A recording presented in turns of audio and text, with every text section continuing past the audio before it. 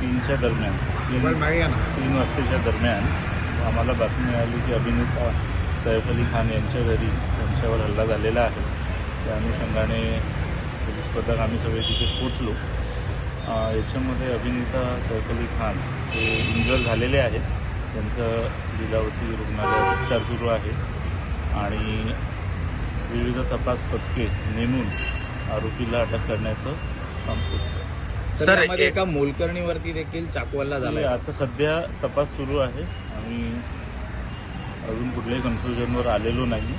जसं आम्ही कुठल्या कन्क्लुजनवर येऊ आम्ही तुम्हाला कळवू. सर, एक माहिती पुढे येते की काही सर थोड़ा हिंदी में आप बता दीजिए सर, क्या घटना है? केवल इतना किंवा पटण्यात सीसीटीव्ही तपासण्यात आले त्या कुठून आरोपी 3च्या दरम्यान 3 वाजताच्या दरम्यान आम्हाला बातमी मिळाली की अभिनेता सैफ अली खान यांच्या घरी त्यांच्यावर हल्ला झालेला आहे.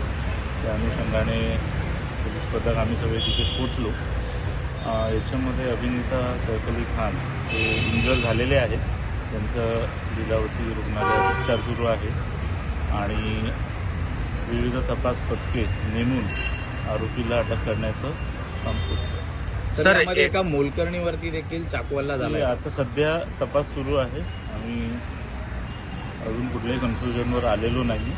जसं आम्ही कुठल्या कन्क्लुजनवर येऊ आम्ही तुम्हाला कळवू. सर, एक माहिती पुढे येते की काही सर थोड़ा हिंदी में आप बता दीजिए सर, क्या घटना है? केवल इतना किंवा पटण्यात सीसीटीव्ही तपासण्यात आले त्या कुठून आरोपी 3च्या दरम्यान 3 वाजताच्या दरम्यान आम्हाला बातमी मिळाली की अभिनेता सैफ अली खान यांच्या घरी त्यांच्यावर हल्ला झालेला आहे. त्या अनुषंगाने पोलीस पथक आम्ही सगळे तिथे पोचलो. याच्यामध्ये अभिनेता सैफ अली खान हे इंजर झालेले आहेत. त्यांचं लीलावती रुग्णालयात उपचार सुरू आहे आणि विविध तपास पथके नेमून आरोपीला अटक करण्याचं काम सुरू आहे. सर, एका मोलकरणीवरती देखील चाकू झाला. आता सध्या तपास सुरू आहे. आम्ही अजून कुठल्याही कन्क्लुजनवर आलेलो नाही.